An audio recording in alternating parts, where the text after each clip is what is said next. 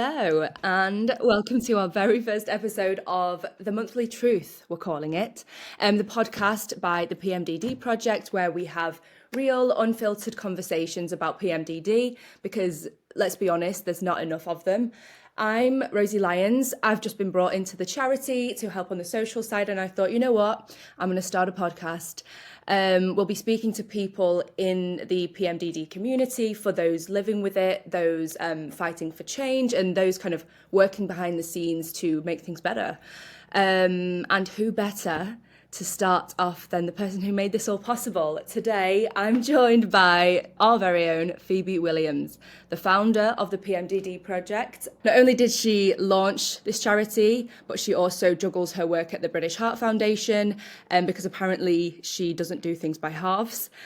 She's passionate, she's determined, and actually making change happen in a space that's been ignored for far too long. So Phoebe, let's get into it. How are you? Great after that introduction, thank you. Yeah, all good, thank you. How are you?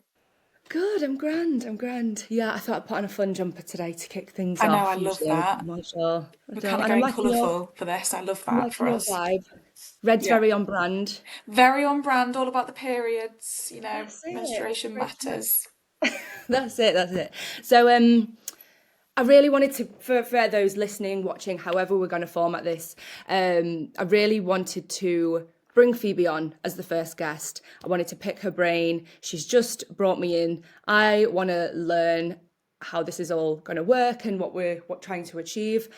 And I thought this was the best way to do it because 100%. content girls love the content. So I guess, Phoebe, I'll stop yapping. Let's start at the beginning. What inspired you to create the PMDD project? Was there a moment or a turning point that made you say that, this really needs to happen? So I've got PMDD myself, and I think I've had that for like a decade now, maybe more than a decade, 17, 18 anyway. And I didn't get diagnosed until 2020 or early 2021. So like that's a long time of just suffering in silence, not knowing what was wrong with me and just feeling really, really dramatic and like there was something wrong with me. And I remember, and also like when I was 17, 18, you're still getting to know yourself, you're still growing up, you're going through like hormonal phases. So then having the PMDD symptoms on top of that it was a lot. So I was just constantly researching and trying to Google like what is, I hate to say wrong with me, but what's wrong with me? Like that, my friends have periods and they're not reacting the same way that I am. They're not suffering as intensely as I am. So like, what is it? Am I just being dramatic? And yeah, me and my mum were Googling it constantly to try and find out what was wrong. I went to probably about 10 different GPs and tried to get help. Got dismissed by all of them. They all just said, one actually said I was being too dramatic, but the rest of them just said, I think you've just got PMS, maybe change your lifestyle and off you go. And that was after like sharing with them some pretty like honest and real truths about how I was feeling. I was telling them like quite how depressed I was feeling and the suicidal ideation, and they just dismissed it completely. So yeah, I then eventually came across an article. My mum actually came across an article. I wish I'd kept it because it was just like an iconic moment for me where I read this article. Someone was just sharing their experience with PMDD, and it was the first time I'd ever seen PMDD, ever heard about it. And as soon as I read it, it was like a light bulb moment. It was like, oh my God, that's what I've got. And it was just such a relief to put a name to what I had. So I went to a GP and I was like, this is what I've got, this is what I've got. And he was actually really, really lovely. He said, I've never heard of it before, but if you give me a couple of days, I'm going to go away, read about it, and we'll see if that's what you've got. And he rang me back the next day and he said, yeah, I think you've got PMDD. And so I was diagnosed. So that was like early 2021, I think. But then just, I suppose, the realisation that there was nothing out there, and it took me years to live in the dark with this condition that I just felt like really, really embarrassed by. to just be like, why is there nothing out there? There's no resources available, and any resources that are available are really science heavy, and they kind of like alienate me and freak me out a little bit when I'm already scared of my condition. So I just wanted to create a support platform basically for people who are also going through it, people who are maybe how I was a few years earlier, you know, in the dark with it, feeling really, really alone. So it started off as just like an Instagram support page, but the PMDD community is incredible, and it was just growing and growing, and like the conversations I was having with women it just showed the impact that the page was making, and like just someone having a voice for the people of the PMDD community was clearly important. And I recognised that there was no charity in the UK for PMDD specifically, so just decided let's just get it done. So registered as an official charity in April 2024.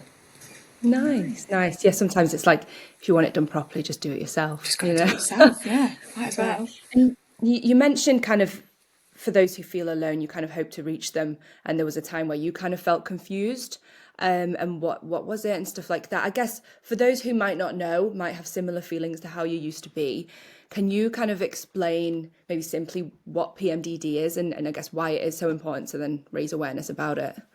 Yeah, definitely. So PMDD it's premenstrual dysphoric disorder. So that is basically the week or two before your period, before you menstruate, that's when your symptoms occur. So you can feel really anxious, really depressed, you can experience suicidal ideation, brain fog. There's a whole host of symptoms that really set it apart from your standard PMS. It's not anything to do with PMS.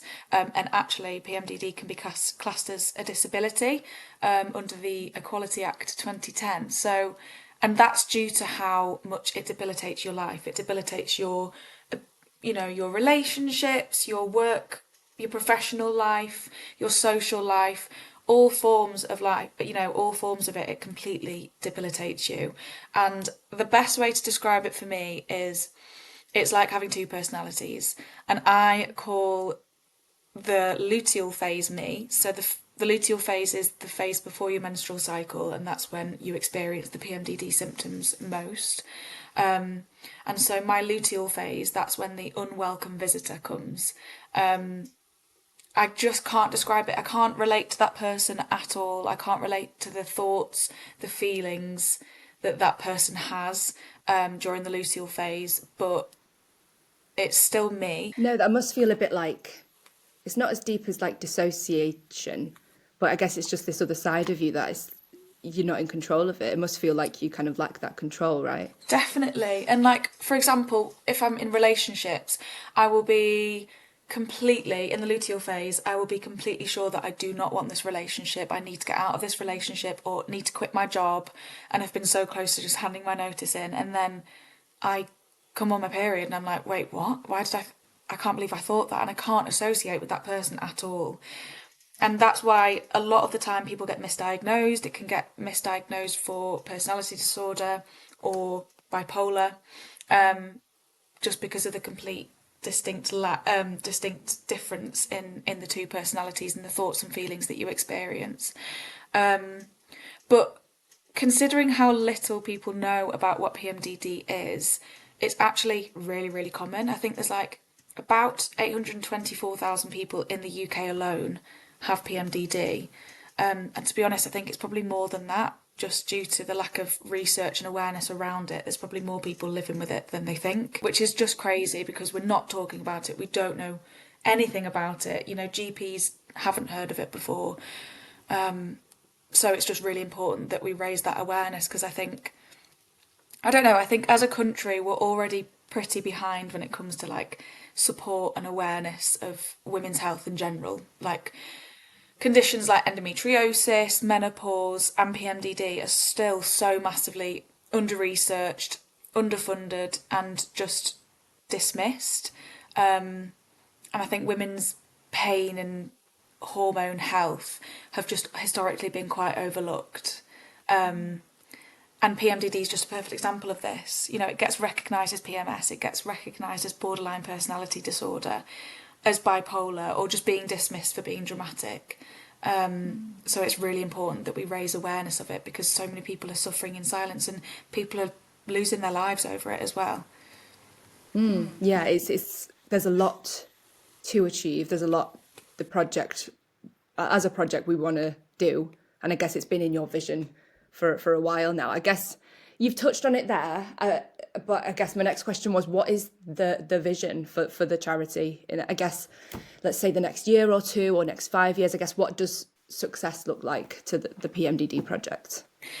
So I suppose what we really want to do over the next couple of years is solidify our position as a leading UK charity. We're the only UK charity that supports people with PMDD, so we want to, really solidify that position, providing PMDD support, education, advocacy, and we want to expand our reach as well to ensure that, more people with PMDD actually feel seen, feel heard, feel supported, whilst also pushing for, systematic change in healthcare, workplaces, government policies.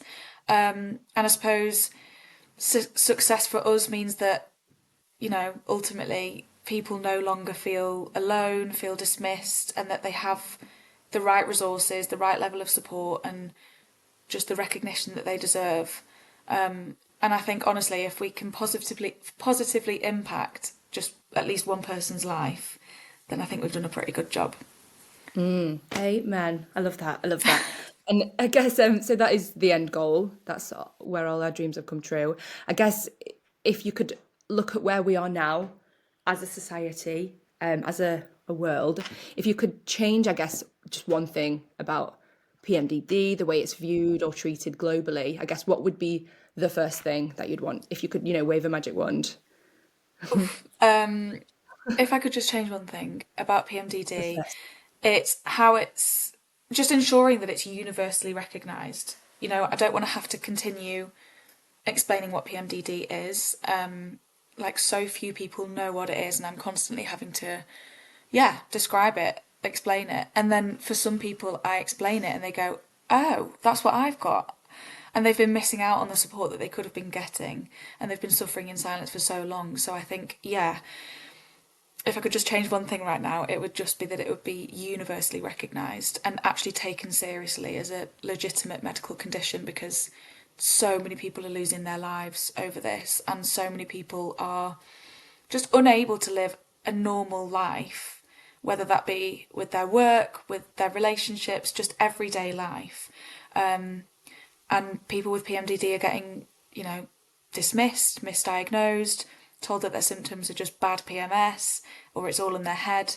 And this is just delaying the treatment and the support that they really, really need. So, yeah. That's interesting, because obviously there are so many answers to that, because there's so much to do. And I guess the catalyst of it would be for it to be taken seriously and recognised, I guess, as that first step. So I guess the rest would be this gorgeous like domino effect. And as we keep saying, there is a lot to do. It's no small job running a charity. I guess for yourself, what's it been like to get this off the ground? How have has it been about 9 months so far? How's that all been so far? Because obviously I've just joined, Intense. so Yeah, no, it's intense. been intense. Okay. Um, yeah, like, I don't think I realised how, hard it would be to run a charity, but it's the most rewarding thing I've ever done. Especially in its early stages, it requires, like, I wear so many different hats, like whether I'm doing fundraising stuff or content creating or just advocating, or so many different types of hats, and managing the team.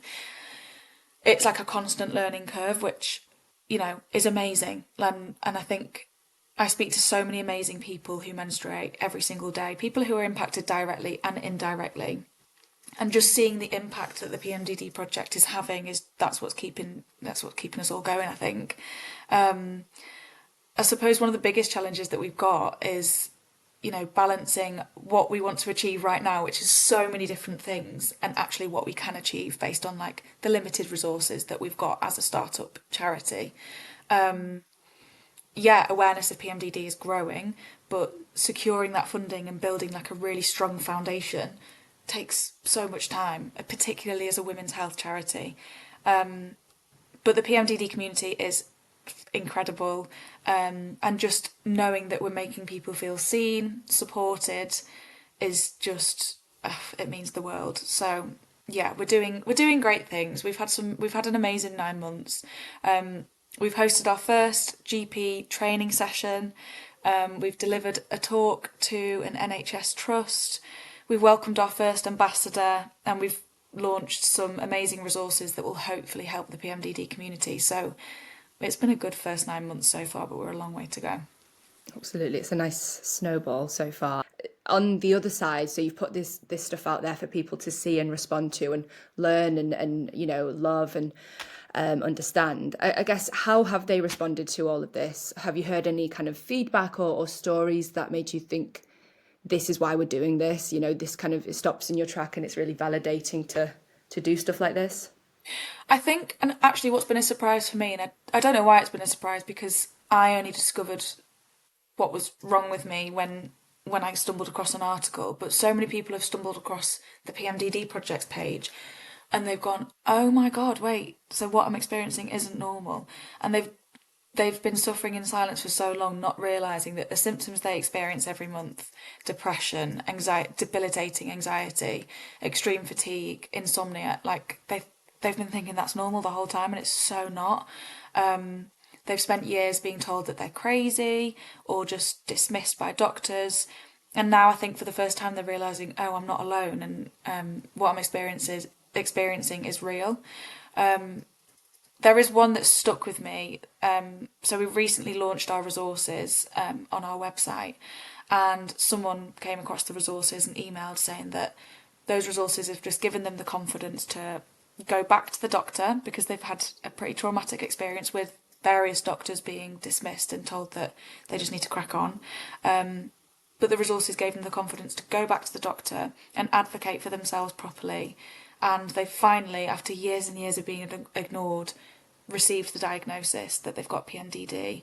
And yeah, that's moments like that just really make it so special. Like, I don't think that'll ever get old, because that's what we're doing it for. Just having the right information and just having that validation as well can just be life-changing. I think a lot of people will really struggle to have PMDD, and there's a lot of stigma around talking about periods as well. But I think for a lot of people it helps just putting a name to what they've got. So yeah, it's just giving people that validation is amazing. No, I love that. It is, yeah. I think just, especially the branding and stuff, I think that I've seen other charities and similar things, and especially for people just understanding their bodies. Obviously we're in our 20s, so it's like it's very relevant to us, but I guess women of all ages and people with periods of all ages, they're always learning. And to just have that simplified, attractive branding, information packaged where they're scrolling, I think is definitely, yeah, 100%. I think because when I was doing my research, well, when I was trying to figure out what I had, when I'd never heard of PMDD, and then actually when I first discovered PMDD, everything that was out there was so scientific, which is obviously great. It needs to be scientific. It helps you to understand your body a little bit more. But it was to the point where it was alienating and it was scary, and I was already scared of the symptoms I was experiencing each month. So to have this, I don't know, the way it was just perceived was just this really something to be scared of, something to kind of be ashamed of. And I suppose that was the message that I wanted to convey with the PMDD project, and the sort of the reason behind the branding as well is we don't want people are already scared. People are already hating the fact they've got PMDD and dreading every single month. Let's just break it down. Let's make it easy to understand. Let's help people understand their bodies and understand that everyone works differently, and just not make people so afraid. We just want to make it as inclusive and accessible as possible. So hopefully that's what we're achieving. No, I love that. And I guess in that vision of normalizing or destigmatizing PMDD and on a more systemic level, kind of talking about periods in general, how do you get that message out there and offer that support and how to improve your life with PMDD while still taking it seriously as this kind of debilitating condition or disorder? Or Yeah, I think what we're trying to do is like realistically, PMDD is a really, really serious condition, and so many lives are taken from it or just impacted by it. We're aware of that, and we're not saying that. I don't know. Our branding isn't supposed to shy away from that, but we just want to.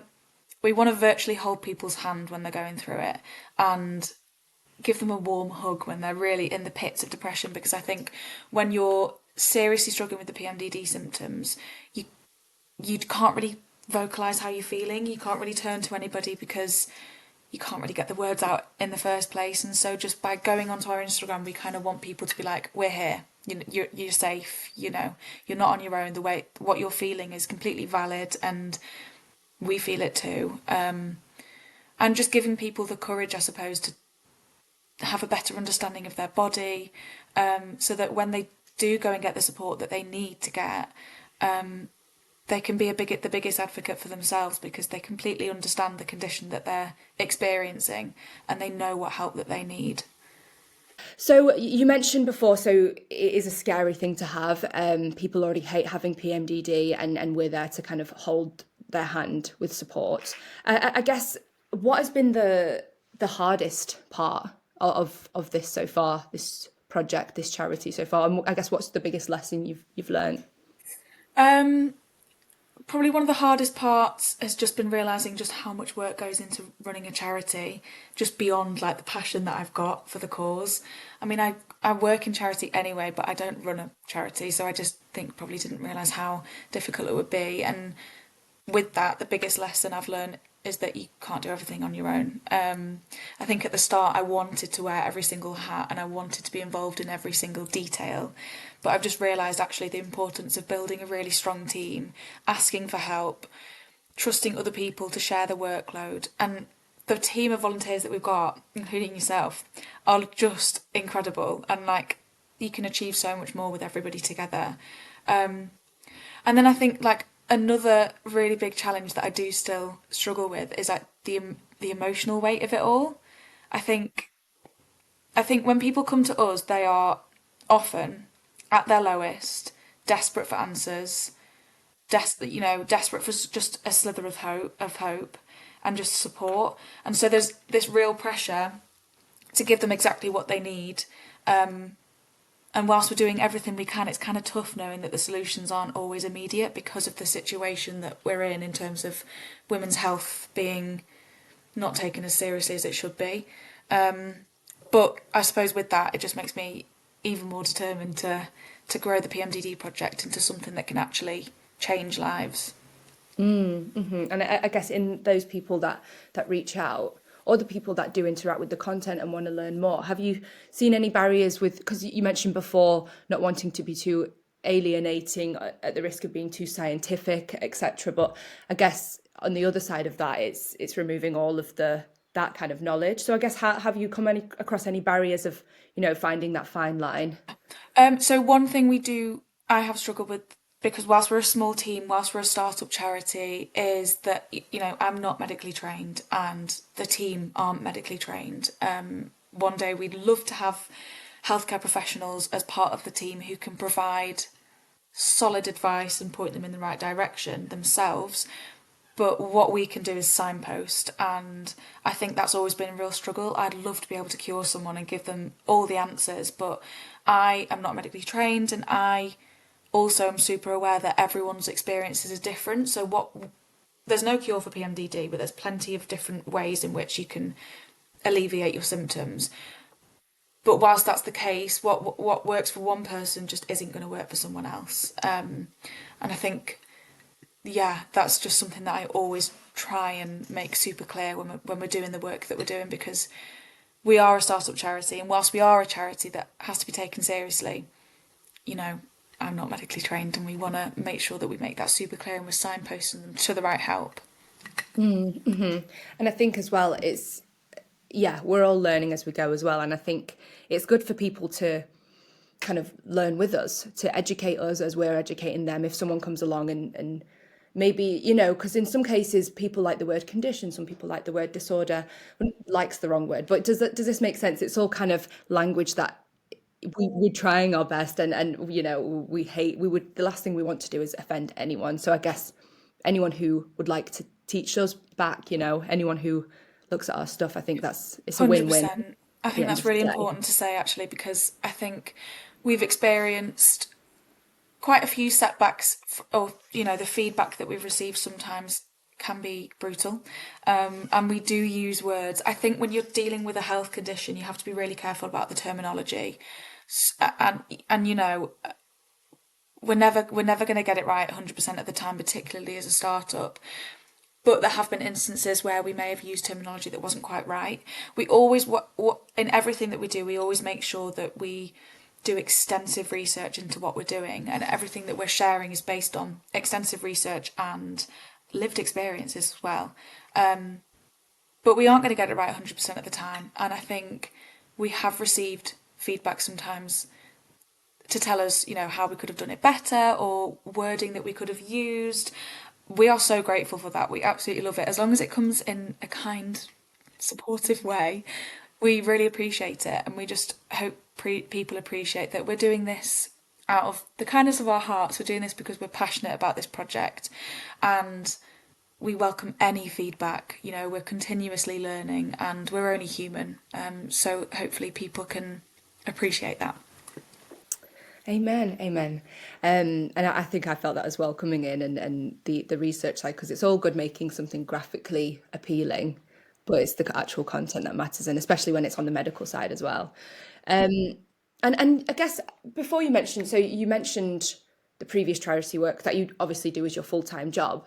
I guess what do you kind of currently do there for those listening? And I guess what have been, because I would care, because I have ADHD, but I wouldn't know the first thing about starting an ADHD charity. I guess what did you transfer over kind of skill wise? What resources did you have where, you thought, what, I can do this?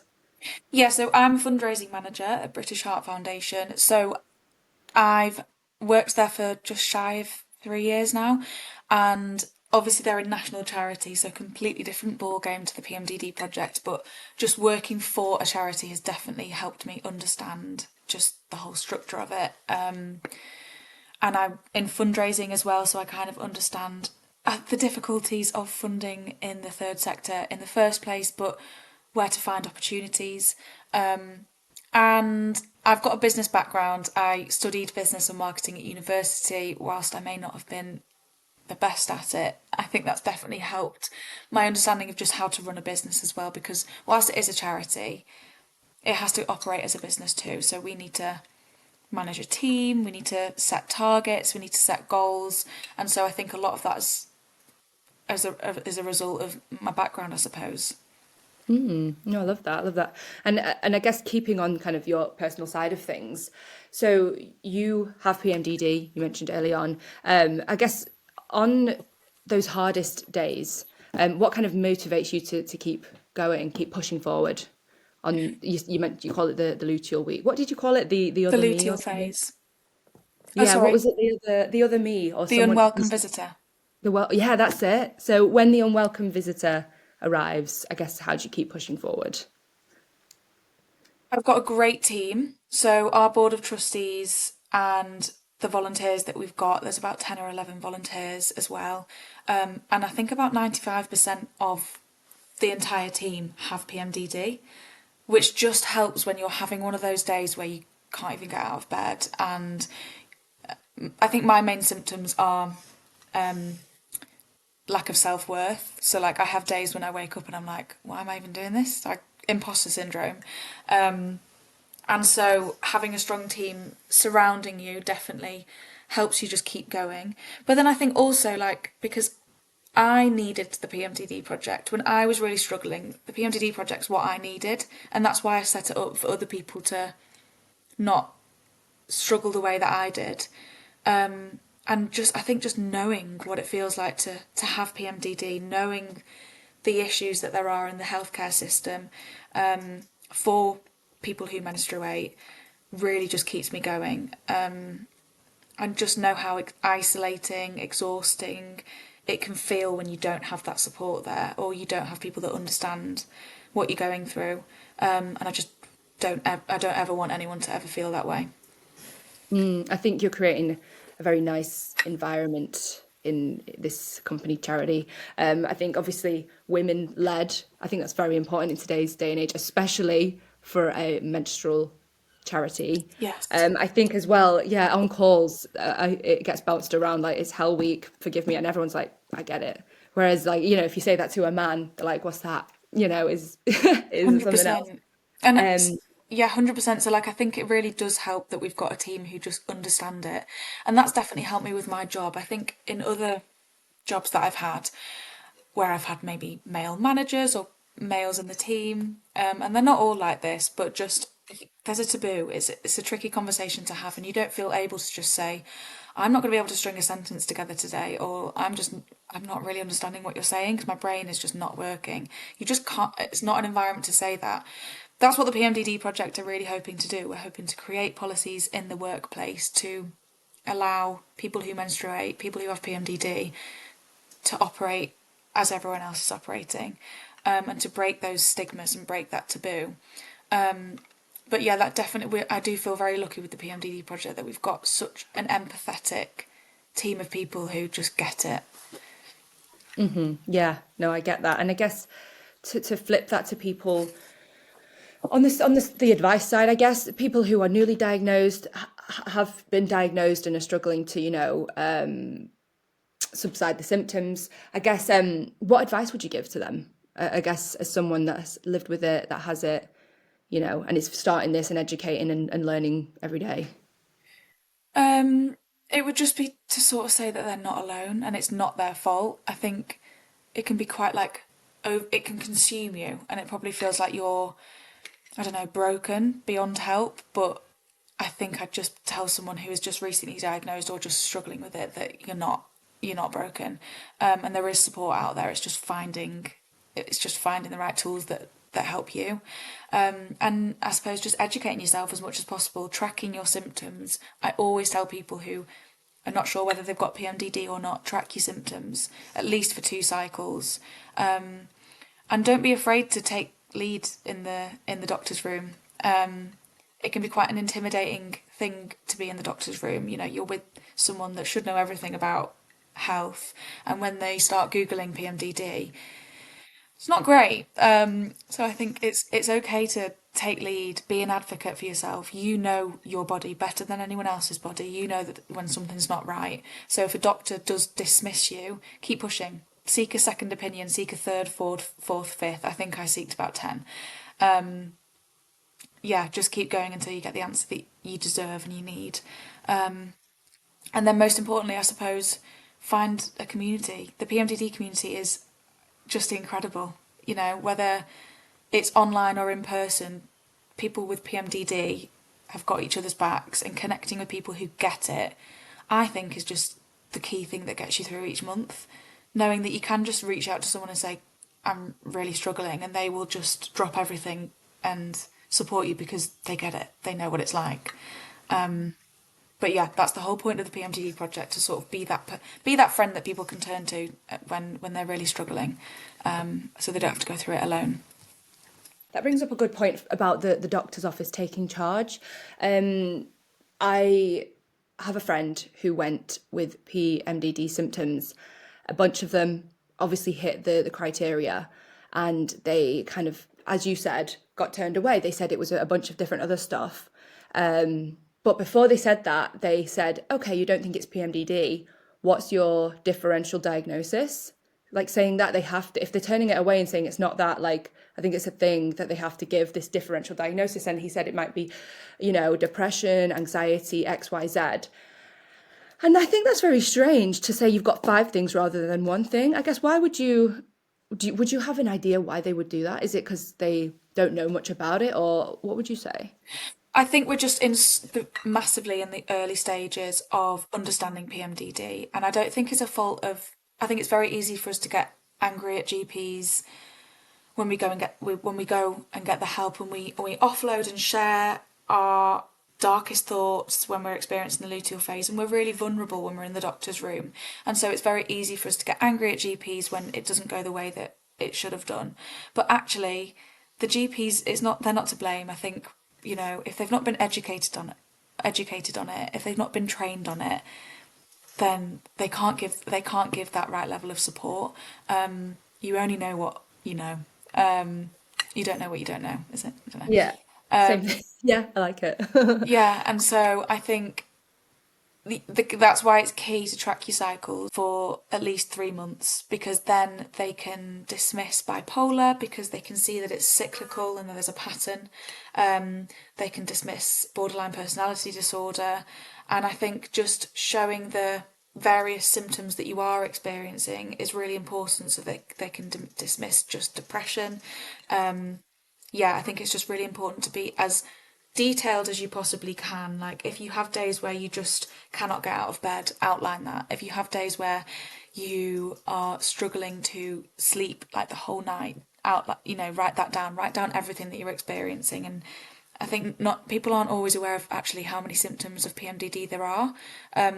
So on our website, we've got some resources that break down all the symptoms, and show people how to get the diagnosis that they need. And is this what you did? So obviously we hear stories where people have these horror stories going to the GP, they find it hard to get diagnosed. Is this something that you share, having lived this experience of tracking everything, taking charge in the office and basically telling the doctor, please look into this further? Yeah, I had so many experiences where, like, I was, like I said, super vulnerable to the doctors and had really bad responses, just being dismissed and told I'm just being dramatic. And this went on for 5 or 6 years, maybe. And there were times when I'm like, oh, do you know what? I give up. Maybe I am just difficult. Maybe it is just me.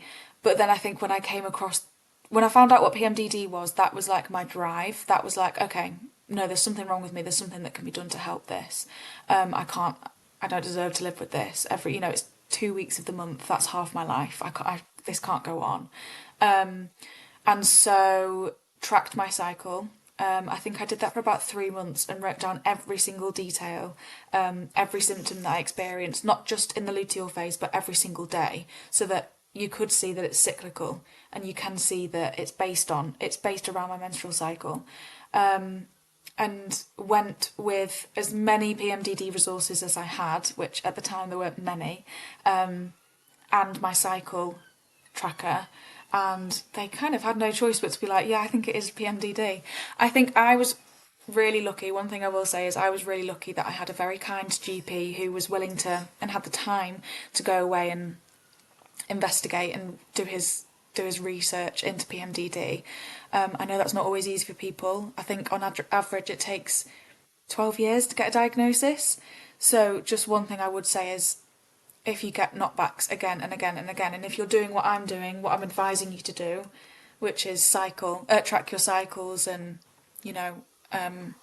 take as many resources as you can to the doctor's room, and it's still not working, keep going. Ask to speak to a specialist, ask to speak to a gynecologist, an endocrinologist, a psychiatrist, a psychologist. Just try and speak to as many people as possible until you get the answer that you need and you deserve. I get it. And it can be daunting, especially, walking through it like that. So I guess on the other side, I feel the need to just say we can obviously hold people's hands through that as well. If there's a big long list of people you need, help access to those resources, definitely reach out to us as well, Phoebe, would you say? Definitely. And 100%. Yeah, if anyone needs any advice or like got any questions or just want to scream about how stressful it is to get a diagnosis, then obviously they can just message us anytime.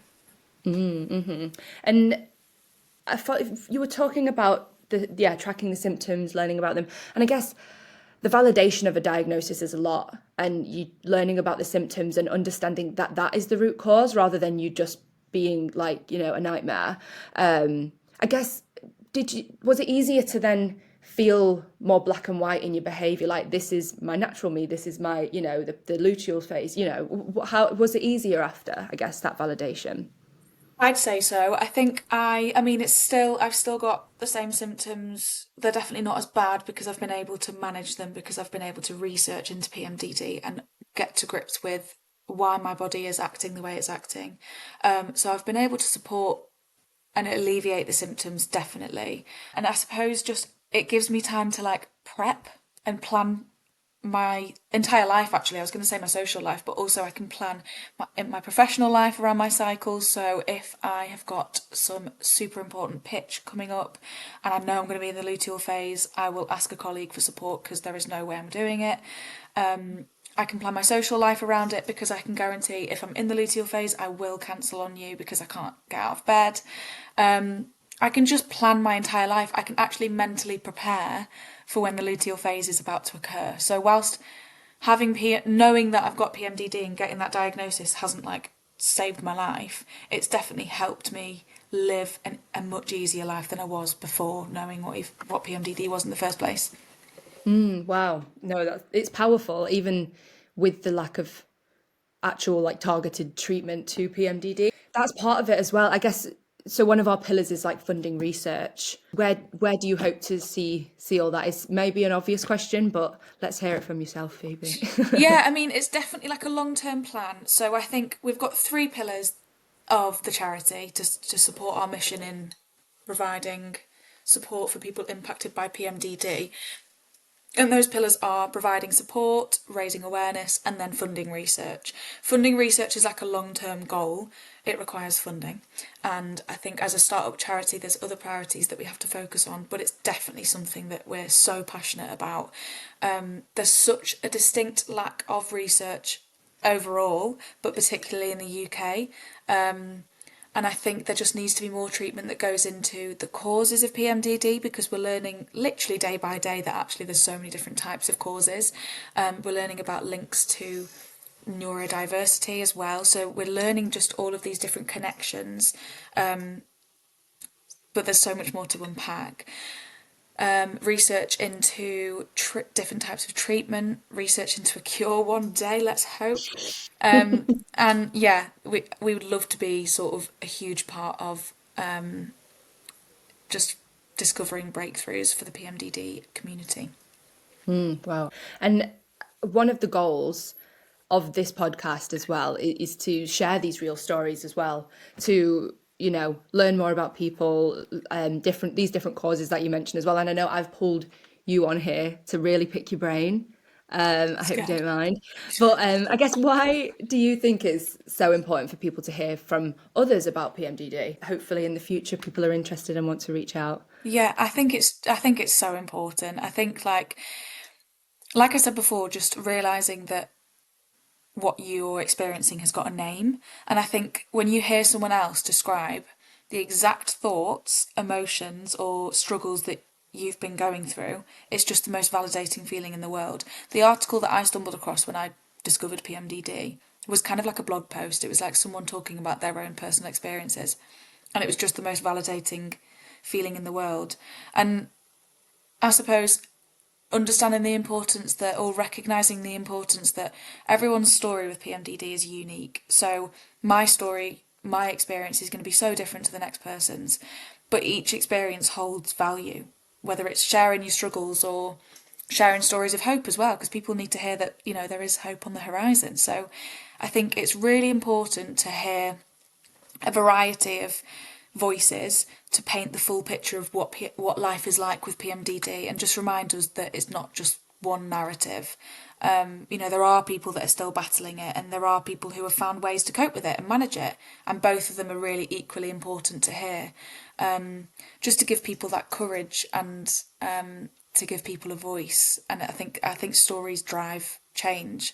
When we speak up about it, we break the stigma, we break the awkward taboos around period talk, we push for better research, we push for better support, and we show the world why this actually needs to be taken really seriously.